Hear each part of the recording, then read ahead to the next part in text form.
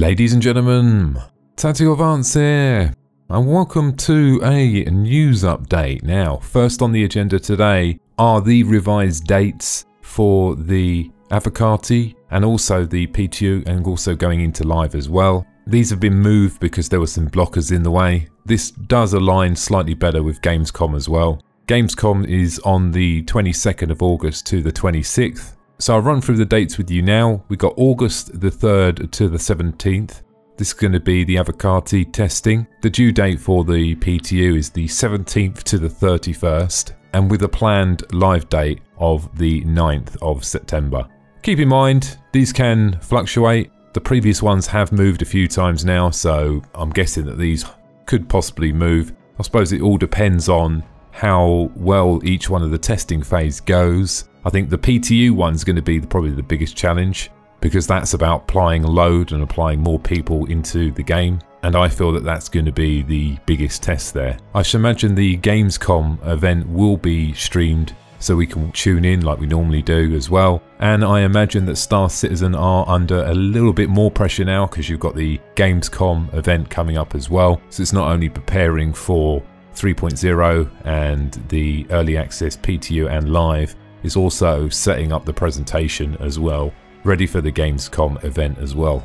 On a plus side, there has been a lot of additions been added into the 3.0 release, and we've seen that over the latest videos in the past few weeks. One thing I was quite surprised to see in there that is the first sort of draft, very early implementation of a basic economy system on how purchasing things in different areas could affect the economy, and also how it could actually affect a different area based on the demand. Whilst we're on that topic, we've seen quite a lot of information about the kiosk system in game now. This is going to be our main interface for purchasing things and also trading. I like the fact that they've gone into quite a bit of detail in this. I actually thought that the first draft of this would be just a case of us going and purchasing something and delivering it. I can definitely see that it's progressed way beyond what I expected, particularly on the basis that we can place things in ships, place things in hangars, do all sorts of things as well, which looks really good. I think it looks well polished as well, and it's a good starting foundation there, definitely for our main interface anyway, for manipulating and moving things from ship to hangar.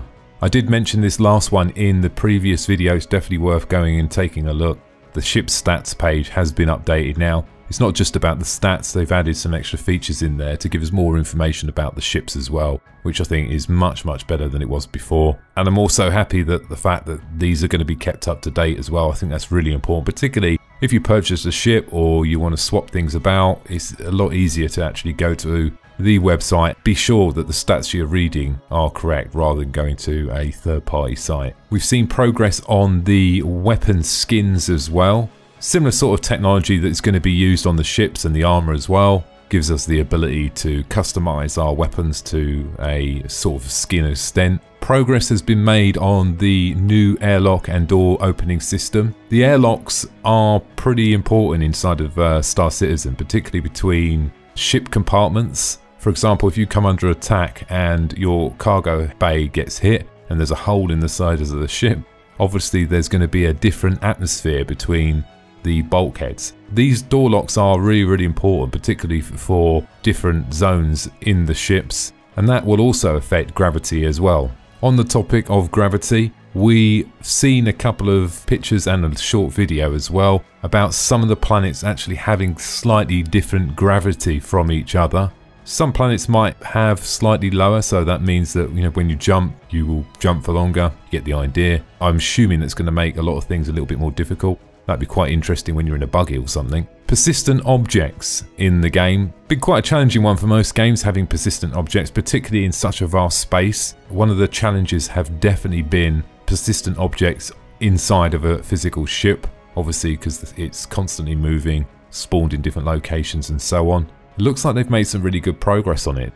Progression has been made on the ship weapons as well. They're starting to look absolutely amazing. Incredible detail on something that you might, I won't say you won't see, but once they're on the ship, I suppose in some of the bigger ships, you won't necessarily see them all the time. Once again, they do look very cool. Onto ships and land vehicles now. That's going to be interesting when I have to do a review on a buggy. Looking forward to that. I really would like to see a new ship in hangar. I imagine that they're sort of steering clearer than this until 3.0 because a lot of these systems will change and they'll probably only end up redoing one of these implementations otherwise. The Cutlass Black is being tested now, pretty much finalised by the looks of it. That is going to be pretty significant. I think a lot of people are looking forward to seeing the rework of the Cutlass Black or the Cutlass series to see how it differs from the previous. It'd be nice to have a walk around as well. Looking forward to seeing that as well. The Constellation Phoenix is starting its overhaul. Quite surprised about that one. Surprised they didn't try a different variant before the Phoenix. Good for me, I actually own a Phoenix, so I'm clearly quite pleased about that. There was some questions in the past about the hot tub and all that other stuff and what purpose it's going to serve. I'll be interested to see what the new layout is going to be, i.e. what it looks like inside. I'm confident that the materials will look much better. It was very bright in there before. It looks like they might have removed the sunglass in the roof. We'll have to wait and see.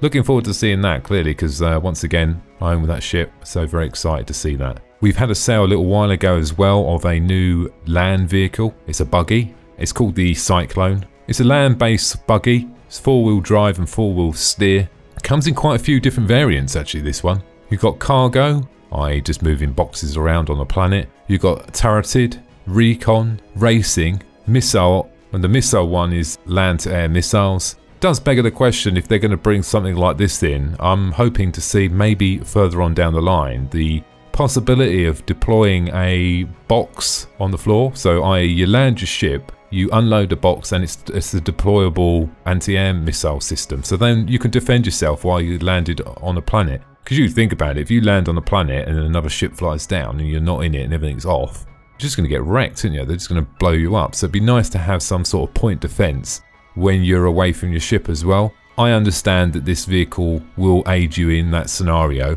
but it'd be nice to have something else outside of that. If land-to-air is going to be an issue, we have to make that assumption because they brought in a land-to-air missile vehicle. So I like to see some sort of deployable option there, something that we can defend ourselves. If you want to be doing exploration, you can leave your ship behind. Obviously, one thing locking it, another thing defending it while you're not there. You don't want to come back and it's gone.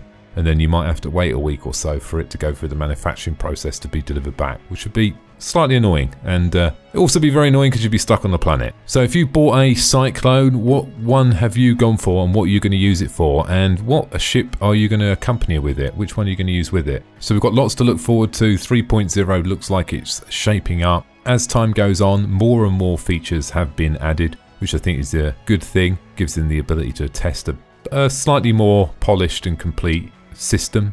So this is pretty significant for Star Citizen to get this right, and not only that, it's pretty important for the success of the game. And I've no doubt they'll do a great job of it. I'm quite excited because it's not just about the things that they've told us that are going to be in there. I've no doubt there's going to be some surprises in there as well, and I'm looking forward to doing some of the missions as well. So that's everything from me, guys, and I suppose the last thing, if you're looking to join a Star Citizen organisation, check out the link in the description below. That's it from me. Thanks for listening, and don't forget to subscribe. Bye now.